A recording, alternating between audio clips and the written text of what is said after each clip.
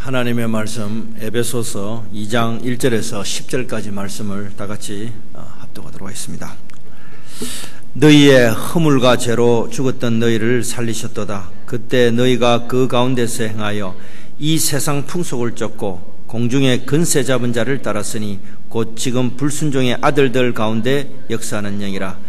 전에는 우리가 다 그 가운데서 그의 육체의 욕심을 따라 지내며 육체와 마음에 원하는 것을 하여 다른 이들과 같이 본질상 진노의 자녀였더니 긍휼에 풍성하신 하나님이 우리를 사랑하신 그 큰 사랑을 인하여 허물로 죽은 우리를 그리스도와 함께 살리셨고 너희가 은혜로 구원을 얻은 것이라. 또 함께 일으키사 그리스도 예수 안에서 함께 하늘에 앉히시니 이는 그리스도 예수 안에서 우리에게 자비하심으로써 그 은혜의 지극히 풍성함을 오는 여러 세대에 나타내려 하심이라. 너희가 그 은혜를 인하여 믿음으로 말미암아 구원을 얻었나니 이것이 너희에게 난 것이 아니요 하나님의 선물이라.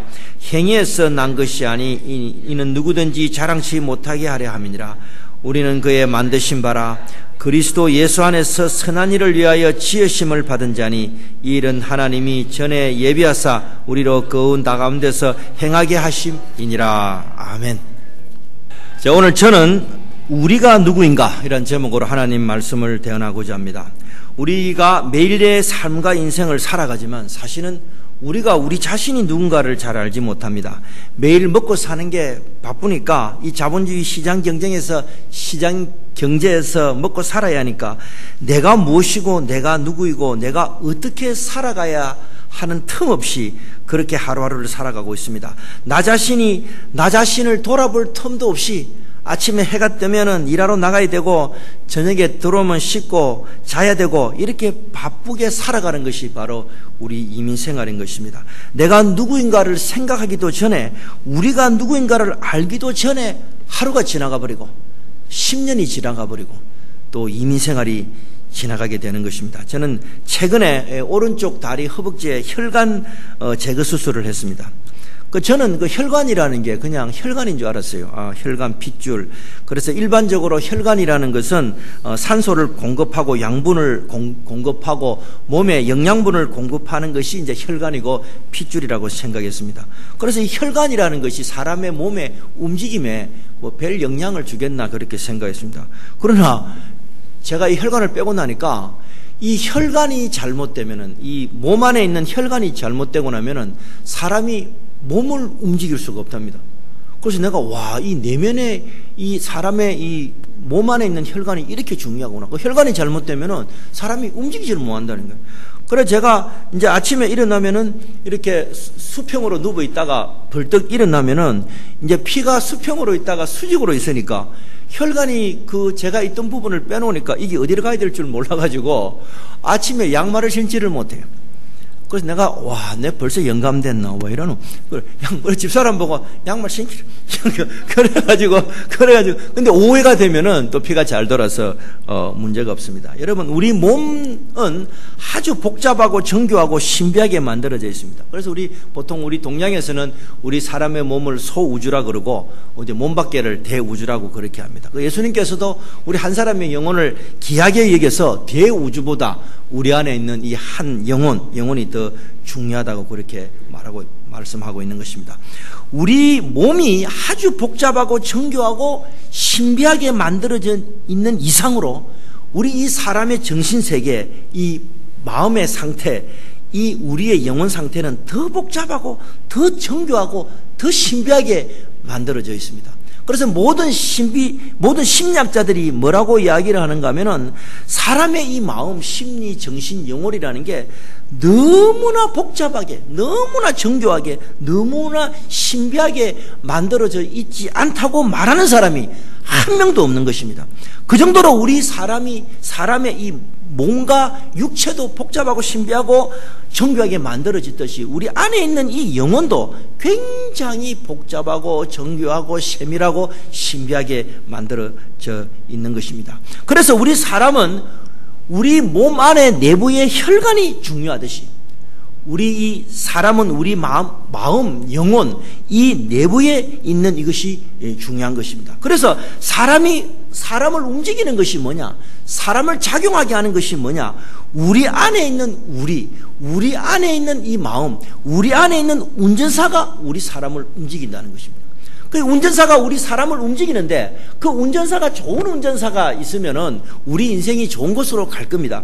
그러나 우리 안에 나쁜 운전사가 들어와 있으면은 우리를 행복으로 인도하지 않고 불행으로 운전해 간다는 것입니다. 자, 그래서 첫 번째 생각할 것은 우리 안에 나쁜 운전사로서 죄인에 대해서 살펴보도록 하겠습니다. 여러분, 성경은 다른 어떤 문학책, 철학책, 인간 사상책과 달리 성경은 인간을 어떻게 정의하느냐? 성경은 인간을 죄인이라고 이야기합니다. 인간은 어떤 존재냐? 선악과를 따먹고 난 이후에 뱀과 하빌이 되어 있고 원죄와 잡음죄로 시달리는 것이 바로 인간이다 이야기하는 거죠. 그래서 성경에서는 인간의 가능성을 이야기하지 않습니다. 성경을 인간 가능성으로 해석하는 사람은 그 신학자는 그 목사는 상당히 문제가 많은 사람입니다. 성경은 누구의 가능성을 이야기하느냐? 하나님의 가능성을 이야기하는 것입니다. 그래서 성경은 우리 사람을 고발을 합니다. 어떻게 고발을 하느냐? 사람을 죄인이라고 고발을 하고 있는 것입니다. 그래서 하나님의 말씀에서는, 성경에서는 어떤 경우이든지 사람이 죄인이라는 것에 대해서 양보를 안 합니다. 성경은 사람을 죄인이라고 고발을 하고 사람이 죄인이라는 것에 대해서 양보를 하지 않습니다. 인간은 죄인이라는 거예요.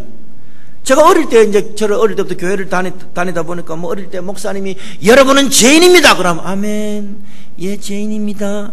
어릴 때는 어떻게 워낙 어리니까 목사님이 죄인이라 그러니까 또 목사님이 시커먼 옷을 입고 와가지고 우리는 죄인입니다. 그러면 다 그래. 아, 예, 죄인. 이랬어요. 그런데 저도 사춘기를 맞이하고 미안합니다. 머리가 크다는 말을 조금 더 심하게 표현하면 대가리가 크니까 자꾸 죄인이라는 말이 듣기 싫은 거예요. 죄인이라면. 그리고 우리가 사는 이 문명이 죄인이라고 그러면 누가 좋아할 것이에요? 제가 여러분들 전부 죄인이에요! 그럼 기분 좋을 사람 누가 있겠어요?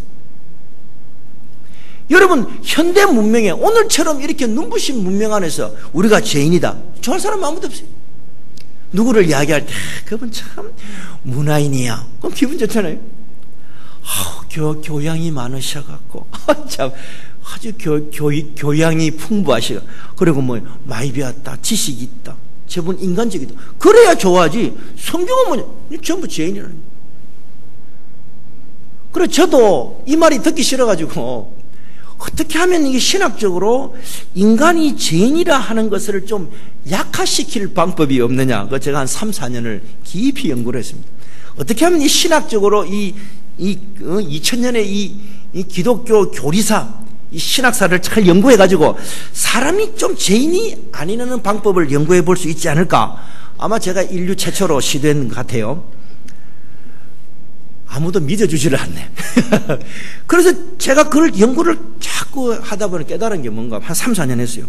여러분, 사람이 죄인이라는 것을 자꾸 아니다 부정하면은 어떤 비참한 결과가 있느냐.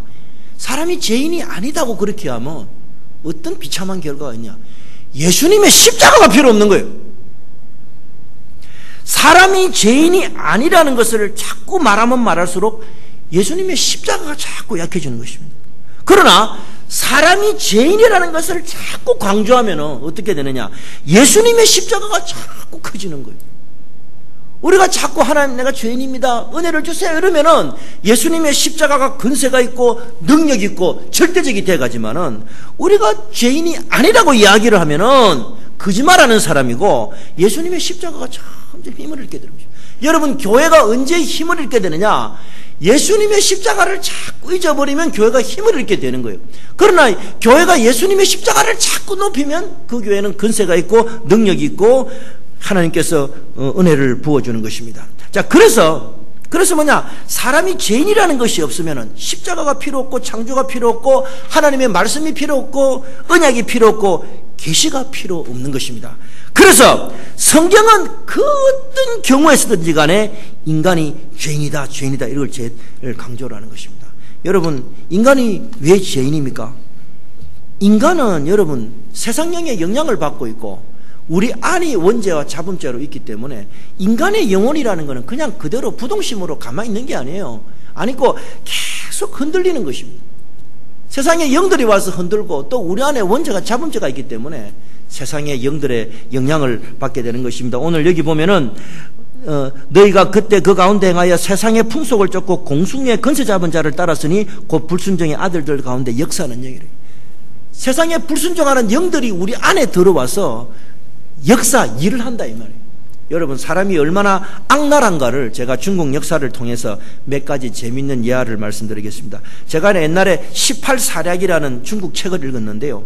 그 18사략에 보면은 중국인들이 권세를 잡기 위해서, 권력을 잡기 위해서 얼마나 악랄한 짓을 한 것을 적어놨습니다. 여러분, 우리가 초안지에 보면은 초안지 뭐 삼국지, 초안지 뭐 홍길동전 뭐 이렇게 초안지 보면은 초나라와 한나라와 싸우는 이야기입니다. 한나라는 유방이고 초나라는 항우의 그 군대였습니다. 나라였습니다. 그래서 이 유방이 항우한테 맨날 밀려다녔어요. 항우가 워낙 강한 장군이니까 이 유방이 맨날 밀려다녀가지고 길을 못 펴고 항우는 넓고 좋은 평지를 가지고 있었고 유방은 저 산 꼭대기 벼랑 끝에 그런 살은 아주 그냥 우스운 그런 군대였어요. 근데 유방은 1만밖에 안 되는 그 군대를 가지고 초나라의 항우는 40명의 이 정예 군대를 가지고 있습니다. 그러나 이 유방은 전략가이자 뛰어난 장수에 있던 한신의 도움을 받아, 우리 유명한 그 한신 장군 있잖아요. 한신 장군의 도움을 받아 항우 군대를 기습 공격해가지고 그 우광의 항우를 포위해서, 그 유명하잖아요. 그 우광의 항우를 포위해가지고 마지막에 죽이지는 못하니까 스스로 자살을 유도하게 합니다. 그래서 하루아침에 유방이 한나라 황제로 등극하게 됩니다. 이제는 뭐 자기를 거스릴 존재가 아무것도 없으니까 한나라의 황제로 등극하게 됩니다. 황제로 딱 등극하고 딱 앉아있어 보니까, 이 유방이 앉아있어 보니까 천하무적 항우 군대를 무찔러 주었던 이 장군들이 무서운 거예요. 이 놈들이 언제 쿠데타를 이룰지는 모르는 거예요. 그러니까 옆에 있는 신하들이 뭐라는가 하면, 폐하, 유어 메제스티, 황제여, 저놈들 다 목을 자르는 게 그한 줄 알아요. 그러니까 뭔가 하면 그 유명한 경포 장군, 팽월 장군, 장도 장군, 진희 장군, 그 왕들을, 그 장군들을, 그 황제가 장군들의 목을 착착 해가 다 죽여버립니다. 왜냐? 내가 권력을 잡아야 되니까.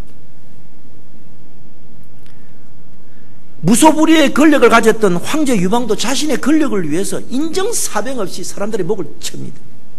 유방이 죽고 난 이후에 여태우라는 유방의 부인이 이 권력을 잡게 되는데, 이 여태우는 한나라의 개국 공신이었던 한신 장군을 또 죽입니다. 왜냐? 한신 장군 저 가만 보니까 나는 여자고 별로 군사력 있고 힘도 없는데 저 장군 저거 두면 안 돼. 그 목을 탁 날라 죽입니다. 한신 장군이 없었다 그러면 이 한나라나 나라가 생기지 않을 때 그 개국 공신들 다 실을 말려버립니다. 유방은 살아있을 때 생전에 척부인이라는 둘째 부인을 두고 있었습니다. 이 여태우가 얼마나 권력에 대해서 악랄한 여자였는가 하면은, 여태우가 이 출신이 백정 딸이었거든요. 그러니까 뭔가 하면 이 둘째 부인 척부인인데 유방이 그 척부인을 굉장히 사랑했던 모양이에요. 그러니까 유방이 죽자 척부인의 아들을 독살시키고 척부인의 두 손목을 자르고 두 다리를 잘랐습니다. 보통 여자가 아니에요. 자르고 그 다음에 잘랐으면 죽여야 되는데 또 치료를 잘 해줘라, 살리라, 죽이지 마라. 그래 또 잘 치료를 해갖고 상처가 아물쯤 되니까 다시 데리고 나와가지고 그 다음에 두 눈을 뽑고 귀를 자르고 혀를 없애고 그 다음에 돼지 우리에 던져버렸어요. 그래서 이거를 인체 인간 돼지라 그랬어요. 그래서 여태우는 그 아들 해제항제를 불려서 둘째 어머니 되는 척부인이 손목 잘리고 두 달 잘리고 두 눈 뽑히고 귀 자르고 혀를 없앤 후에 돼지 우리에 있는 참혹한 모습을 보이면서, 봐라 저기 너가 아버지가 사랑하던 여자다, 그 보복을 하는 거예요. 그래서 이 해제항제는 권력에 대한 깊은 회의를 느껴서 너무너무 무서운 거예요. 너무너무 무서워서 술과 여자를 세월로 보내다가 젊은 나이에 죽게 되는 것입니다. 여러분, 우리가 조용할 때는 사람이 조용한 것 같아요. 성경에서는 우리를 왜 고발하느냐? 죄인 짓을 하거든요. 조용하니까 이래 있는 거지 우리 안에 뭐가 있는지 우리가 어떻게 합니까? 그러나 성경은 밝혀주는 것입니다. 제가 몇 가지 더 예를 들겠습니다. 여러분, 시황제, 진시황제는 우리가 알대로 주지육림이라는 걸 만들었습니다. 주지육림. 우리가 저기 주지육림 빠졌다 그래. 이 주지라는 말은 호수에다가 술을 퍼였다는 말입니다. 호수에 주지, 그러니까 땅에다가 호수에다가 술을 였다는 거예요. 반경 2km 정도 되는 호수를 파서 그 안에다가 술을 막 부어였다. 여러분, 2km 정도에다가 술을 여면은 우리 교회가 한 3에이커 되는데 얼마나 큰 호수에 거기다가 참 백성들의 피를 빨아먹는 행위입니다. 그 다음에 청춘 남자들의 육림을 만들어서 그 위에 딱 앉았고 자신은 구경을 했답니다. 그리고 자기 뜻에 따르지 않는 사람들은 가차없이 죽였습니다. 여러분, 이게 인간입니다. 그리고 당현종은 우리가 잘 아는 양귀비, 당현종은 처음에 정치를 잘하다가 56세에 22세의 양귀비를 만나서 나라를 파국으로 몰고 갑니다. 양귀비의 원래 이름은 양옥한이었습니다. 양옥한은 이 당현종의 18번째 아들 되는 모태자의 부인이었고 자신의 며느리였습니다. 그러나 아들의 며느리까지 갈취했던 것입니다. 그리고 자기도 최후를 맞고 악록살의 난으로 양귀비는 자살하게 되는 것입니다. 여러분, 우리가 보통 생각할 때 남자는 악하고 여자는 착하다, 그렇지도 않아요. 일개 궁녀였던 무광은 당고종의 항우가 됩니다. 당고종의 항우가 되고 난 후에 당고종 사이에 태어난 딸을 무광이 목을 졸라가 죽이고 난 이후에 그 책임을 왕하고에게 뒤집어 씌워가지고 왕하고를 폐위시키고 둘째 부인은 소숙비를 서인으로 만들고 나중에 둘 다 잔혹하게 죽입니다. 그리고 국사를 마음대로 조정하고 황태자를 독살하고 둘째를 자살케 하고 스스로 나는 주나라의 신성 한국의 주나라의 신성 황제로 등극을 합니다. 그래서 뭔가 하면 당나라 이름을 주나라로 바꾸고 내가 이제부터 이 나라의 황제다 그랬습니다. 여러분, 그렇습니다. 사람이 그 안에 있는 걸 끄집어내면은 우리가 세상에서는 뭐 교양이고 뭐고 이야기를 하지만 그 안에 걸 끄집어내면은 인간이 이 정도로 죄인인 것입니다. 여러분, 우리가 성경에서는 뭐라고 이야기하느냐? 우리 예수 믿는 사람들은 하나님 나라에 들어가기 위해서 우리가 많은 고난을 겪는다 그래요. 우리가 하나님 나라에 들어가기 위해서 많은 고난을 겪어야 된다고 이야기합니다. 왜 고난을 겪습니까? 여러분, 우리가 자꾸 하나님 나라에서 고난을 겪다 보면은 우리가 이 세상 사람이 아니라 사람이 자꾸 성결해지고 거룩해지고 착해지고 하나님 사람이 되는 것입니다. 그 고난이 우리로 하여금 하나님의 사람으로 만들어가는 것입니다. 그러나 세상의 영에 취한 인간들은 이 하나님의 고난을 통과하지 않았기 때문에 악하고 악한 인간이 되는 것입니다. 여러분, 그렇습니다. 이것이 바로 우리 내면의 모습을 보여주는 일인 것입니다. 자, 그렇다면은 하나님께서는 우리 이런 죄인, 하나님이 고발하고 있는 이런 죄인을 하나님께서는 우리를 어떻게 변화시킬까요? 두 번째로 생각할 것은 은혜로 변화시키는 하나님에 대해서 살펴보고자 합니다. 여러분, 하나님은 우리를 어떻게 변화시키느냐? 하나님이 우리를 변화시키는 것은 우리에게 무슨 학문적인 방법이나 인간 교양의 방법이나 사람의 도를 닦아서 하나님이 우리를 변화시키는 것이 아닙니다. 하나님이 우리를 변화시키는 것은 어떻게 시키느냐? 우리에게 은혜를 주시는 거예요. 자꾸 은혜를 주시는 거예요. 우리가 죄를 이길 수 있는 힘은 어디서 오느냐? 우리가 공부를 많이 하고 교양이 있고 도를 닦아서 죄를 이기는 게 아니에요. 우리가 죄를 이기는 것은 하나님이 우리에게 은혜를 주셔서 죄를 이기게 하는 거예요. 그래서 하나님의 모든 우리 사람에 대한 처리 방법은 은혜로 하시는 거예요. 그래서 우리가 어려운 일을 만나면은 내 힘으로 이기려고 하지 말고 내 의와 내 공로로 이기려고 하지 말고 그런 바보 같은 행동을 하지 말고 내가 어려운 일을 만나면 하나님 은혜를 구합니다. 하나님 은혜를 구합니다. 은혜를 구하는 사람이 되어야 되는 거예요. 은혜를 구하는 사람이 되면은 그 은혜가 우리의 모든 것을 변화시키는 것입니다. 우리의 죄를 이기게 하고 우리 현실을 이기게 하는 것입니다. 하나님이 우리를 바꾸는 방법은 우리가 의를 발해가지고 내가 이래 어려운 사람이요, 내가 이런 행위가 있는 사람이요, 그거로 바꾸지 않아요. 하나님 어떻게 하느냐? 은혜로 바꾸시는 것입니다. 여러분, 오늘 성경에 보면 긍휼에 풍성하신 그 하나님이 우리를 사랑하신 그 큰 사랑을 인하여 우리가 바뀌는 거예요. 이는 그리스도 예수 안에서 우리에게 자비하심으로 그 은혜의 지극히 풍성함을 여러 세대에 나타내요. 너희가 그 은혜를 인하여 믿음으로 말미암아 구원을 얻었나니 이것은 너에게 난 것이 아니요 하나님의 선물이에요. 하나님이 우리에게 은혜로 우리에게 구원의 선물을 주시는 것입니다. 그렇습니다. 여러분, 우리의 죄가 이만큼이다. 우리의 죄가 한 이쯤 있다. 근데 내 능력은 이쯤 있는 거예요. 우리가 생각할 때 지 능력이 이쯤 있다 그러는데 그렇지 않아요. 내 능력은 이쯤 되는. 근데 내가 죄를 이기지를 못하는 거예요. 하나님, 이 죄를 어떻게 이깁니까? 하나님, 죄를 이기지. 그 하나님께서 어떻게 하느냐? 그래, 네가 죄를 이기고 싶느냐? 그럼 하나님 은혜를 주는 거예요. 은혜를 쫙 주면 은혜가 쫙 올라가는 거예요. 올라가면 그 죄를 딱 이기게 돼요. 그 다음에 내 죄가 이렇게 많다. 내 죄가 너무 많아. 내가 도저히 다루지 못하는 게 너무 많아. 그 여기 있는 거예요. 근데 내 힘은 여기 있는 거예요. 내가 도저히 여기를 가지를 못하는 거예요. 그럼 하나님 어떻게 하냐? 은혜를 주시는 거예요. 하나님 은혜를 주세요. 그럼 은혜가 올라가는 거예요. 그래서 이놈을 탁 잡아봅니다. 여러분, 그런 것입니다.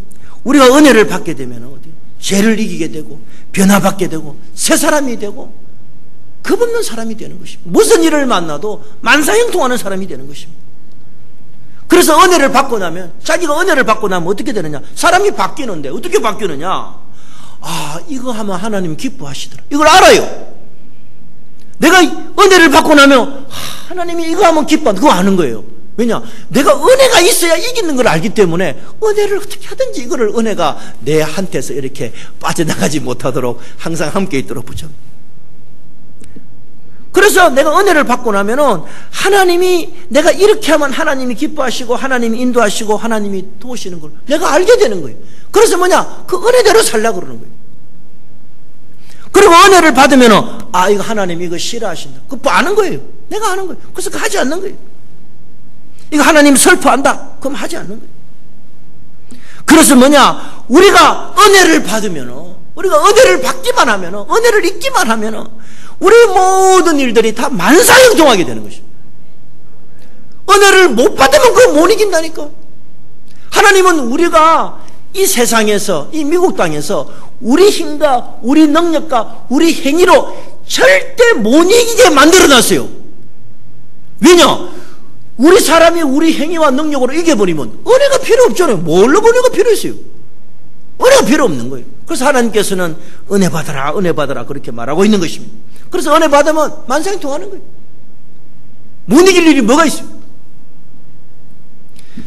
여러분, 그래서 이 세상의 마귀와 귀신과 세상 영들이 전부 합세해가지고 우리에게 제일 못하게 하는 게 무엇이냐? 은혜 못 받게 하는 거예요.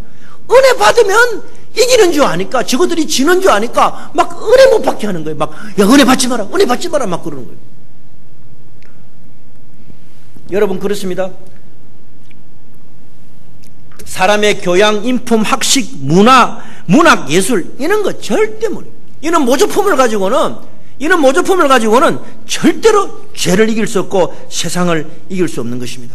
여러분, 그렇습니다. 이 세상에 은혜 모조품들이 많은데, 사람의 교양, 인품, 학식, 문학, 예술 이런 것들이 많은데, 이런 것들은 뭐냐? 이길 것 같아요. 저걸 가지고 있으면 이길 것 같은데, 뭔가 99%는 이겨요. 99%는 다 이긴 것 같은데 마지막 1%에서 와락 내려앉습니다. 사람의 것은 이거 내가 가지면 이길 것 같다. 어느 순간에 가면 와락 내려앉는 것입니다. 그러나 내가 은혜를 받으면, 내가 하나님의 은혜를 입으면 1%가 내가 못 이길 것 같은 그 99%를 이기게 만드는 것입니다. 제가 이제 50이 되었어요. 만 50이 되었어요. 죄송합니다. 나이 이야기를 했어요. 제가 50이 되었는데, 제가 목사로서는 출세가 굉장히 있게, 목사로서의 어떤 성취가 늦은 거예요. 사실 제가 늦어요. 물론 저보다 더 늦는 분도 계시겠지만. 근데 여러분, 저를 보세요. 제가 목사로서 성공 못할 이유가 있어요? 인물 이만하면 됐잖아. 키 이만하면 됐잖아. 아무도 믿어주질 않으시네. 내가 뭐 그래 부족해?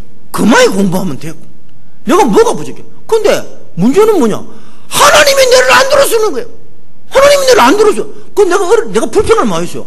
하나님, 저 친구보다는 내가 나을 텐데. 그럼 하나님 내를 안 써. 왜 안 쓰느냐? 그 이유가 나는 별로 잘못이 없는데 우리 어머니 때문에 그래요.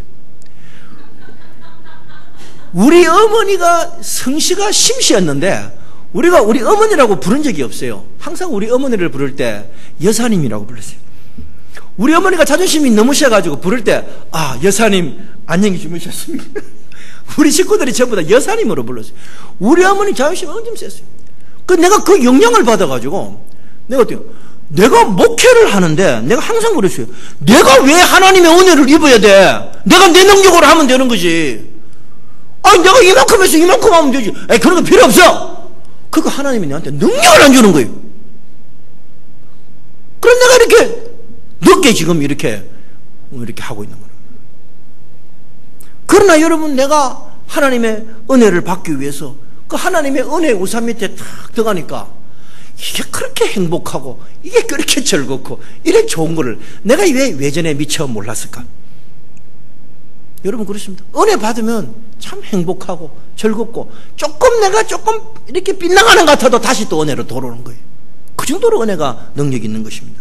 자, 그러면 우리가 세 번째로 은혜 받아야 될 이유에 대해서 생각해 보고자 합니다. 여러분, 우리가 왜 은혜를 받아야 되는가 하면 세상에 있는 모든 사람들은요, 이 세상 사람들은 다 열등감에 시달립니다. 이 세상에 열등감에 시달리지 않는 사람이 아무도 없어요. 우리가 생각할 때 저놈은 잘 먹고 잘 산다 생각을 하지만서도 그 집 가가지고 까디비 보면요, 그 다 열등감이 있고 어려움이 있고 힘든 게 다 있는 거예요. 여러분, 요새 미국 대통령 오바마가 요새 얼마나 열등감에 시달립니까? 이 서구 문화가 다 백인들이 오랫동안 지배를 했기 때문에 이 오바마가 약간의 이 흑인피가 있고 이래서 그런지 모르겠지만은 요새 푸틴한테 밀려가지고 완전히 그냥 죽사발이 돼가지고 그냥 하는 게, 푸틴은 그거 딱 점정해갖고 시끄러! This is my land! 이러니까 오바마는 그래, 우리는 경제 제재 조치에 취할게. 네 은행 돈 갈라면 가져가라. 러시아가 그 돈이 얼마나면 그래 되는 거예요. 요새 푸틴한테 밀려가지고 그냥 죽도 못 쓰고.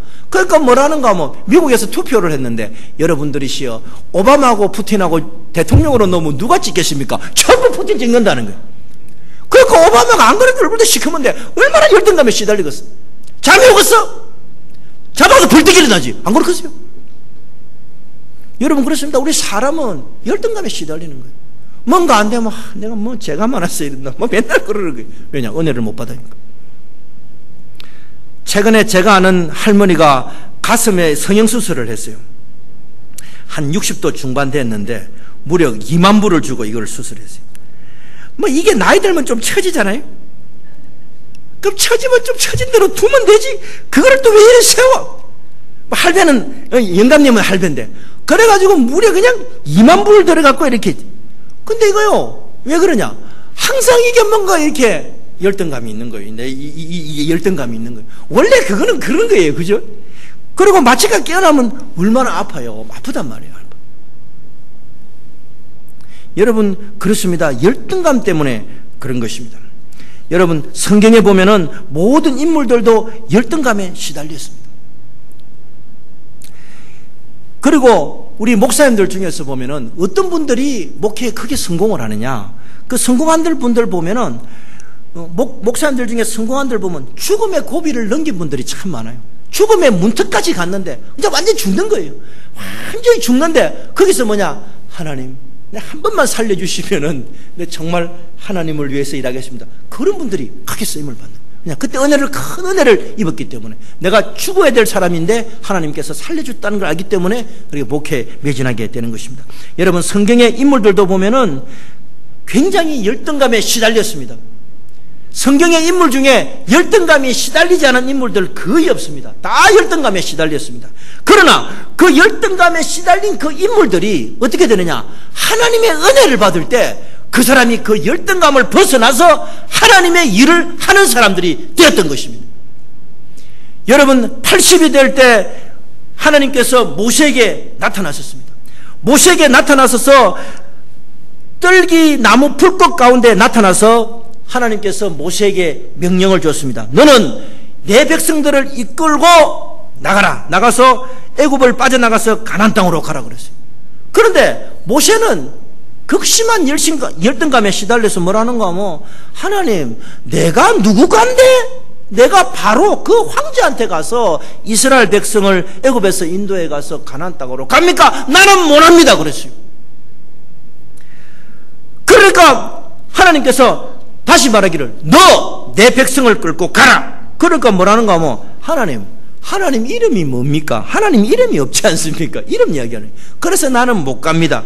그러니까 뭔가 하면, 나는 I am who I am, I am that I am, 나는 여호와다, 내가 너를 보낸다, 가라 그랬어요.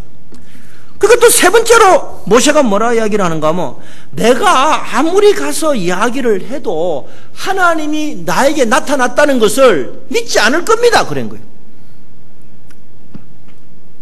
그 다음에 네 번째로 이 모세가 뭐라는가 하면, 내가 아무리 가고 싶어도 내 이 혓바닥이 둔하여서, 내 말하는 게 둔하여서, 내가 아무리 이렇게 빨랐다 이렇게 해도 내 말이 둔해서 내 못 갑니다.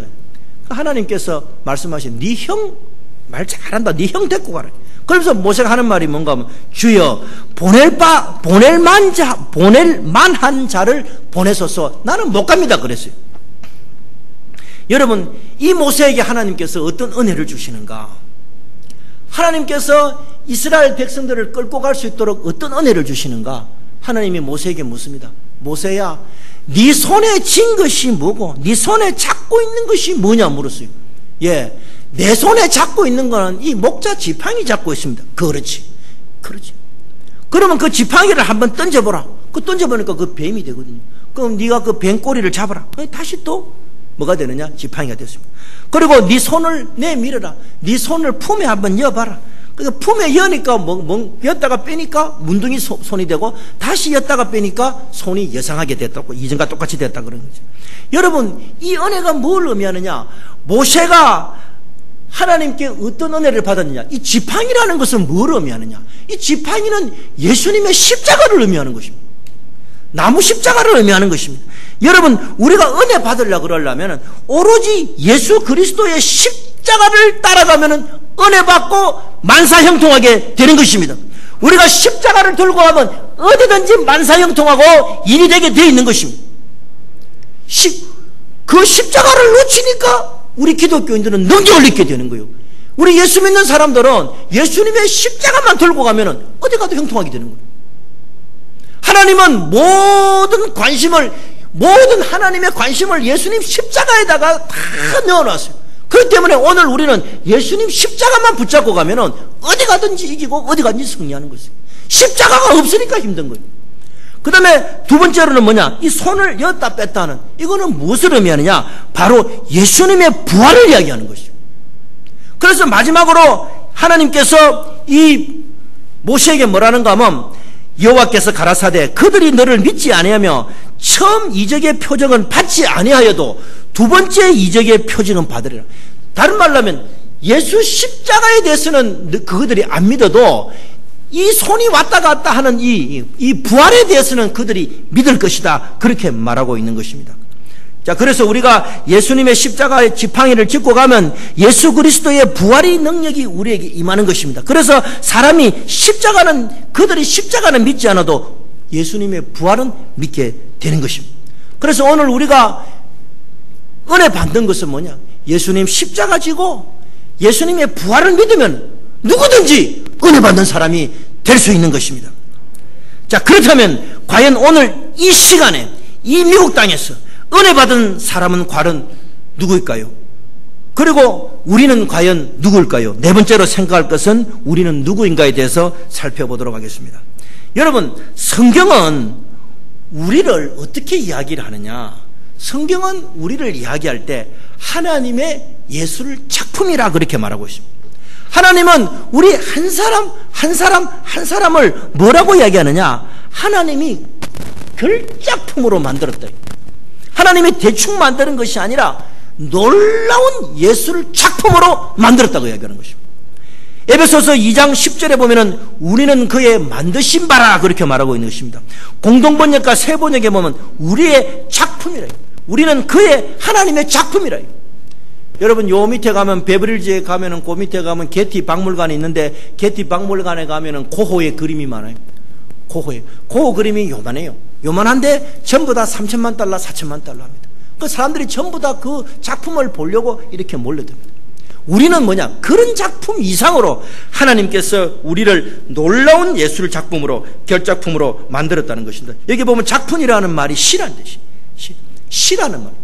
하나님이 우리를 작품으로, 시로 만들었다는 것입니다. 그래서 하나님께서는 어떻게 하느냐? 우리 한 사람을 하나님의 예술품, 하나님의 결작품으로 만들었다는 것입니다. 그렇기 때문에 우리 이 결작품에 나쁜 운전사가 들어오고 죄인의 운전사가 들어오면 어떤 문제가 생기느냐? 결작품이 안 되는 거예요. 예술품이 안 되는 거예요. 이상한 작품이 되는 거예요.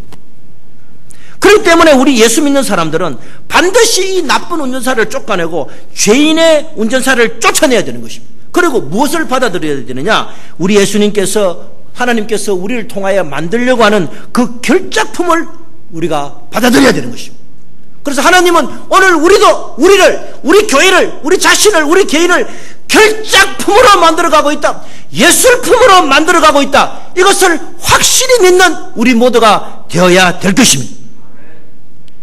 여러분, 이지선 양이라고 있어요. 안 나오노? 이지선 양이라고 있어요. 이분이 놓을 때가 됐는데, 장로님 어디 갔어요? 이지선 양이라고 있는데, 이 아가씨가 그거 말고 장로님 그 앞에 보면 그렇지, 괜찮죠? 이렇게 보면 그죠? 이 아가씨예요. 이 아가씨가 오빠하고 같이 차를 타고 가는데 뒤에서 술을 먹은 사람이 그 차를 들여다 받았는데 오빠는 남자니까 그걸 빨리 빠져나갔는데 차에 불이 났어요. 불이 났는데 저 지선 양은 그냥 거기서 화상을 다 입은 거예요.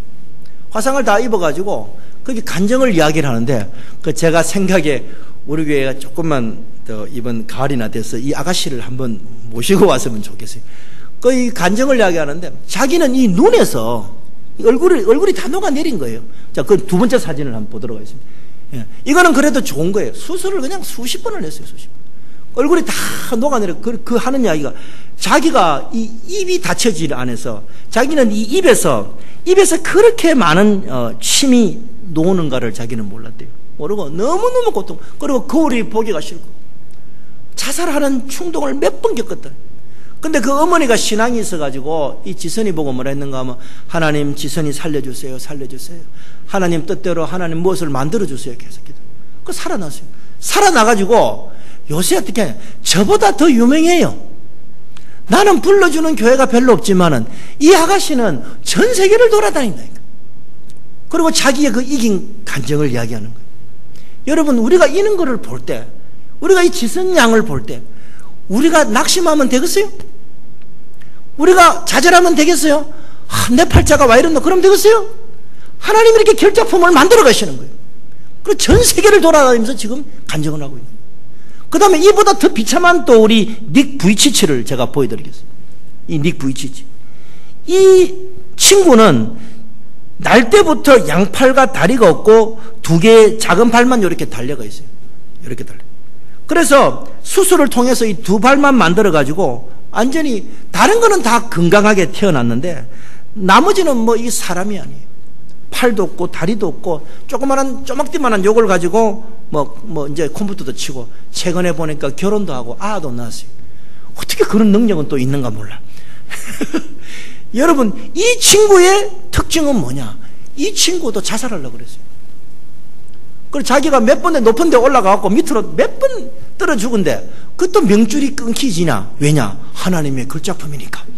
끊어지질 않더라는 거예요. 그렇게 자살을 하려고 그랬더니, 제가 이 닉 부이치치가 간증을 하는데 내가 엄청 울었어요. 왜 울었느냐? 저 내보다 못한 죄가 더 위대한 거예요. 할렐루야.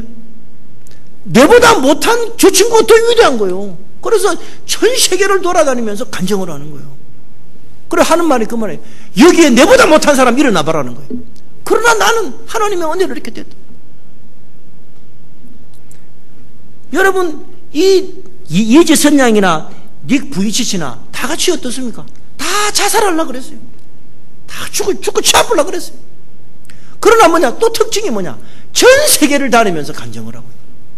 하나님이 이 두 사람을 위대한 글작품, 예술품으로 만들어서 하나님께 영광이 되는 매체가 되고 도구가 되어 있는 것입니다. 여러분 이것이 바로 우리 기독교의 정신이고 하나님께서 우리를 그분의 결작품으로 예술품으로 만들어 가신다는 것을 만들었다는 것을 증명하는 것입니다. 여러분 우리가 누구입니까? 우리 벨리연합 장로교회가 바로 누구입니까? 바로 우리가 누구입니까? 바로 하나님의 결작품 예술품이라는 것입니다. 이런 위대한 믿음을 가지고 우리도 우리의 인생과 우리의 교회가 하나님의 결작품으로 예술품으로 다시 태어나도록 하나님의 충만한 은혜를 입는 우리 모두가 다 되시기를 주님의 이름으로 축원합니다. 기도하겠습니다. 하나님 아버지, 주님의 은혜를 진심으로 감사를 드립니다. 하나님이 우리를 만드셨습니다. 하나님이 오늘까지 우리를 인도해 주셨습니다. 하나님 아버지, 죄를 버리게 도와주시고 은혜 받게 도와주시고 하나님의 결작품으로 하나님의 위대한 예술품으로 우리 교회가 다시 거듭나고 우리가 거듭날 수 있도록 우리에게 크신 은총 내리워 주시옵소서. 예수님 이름으로 기도드리옵나이다. 아멘.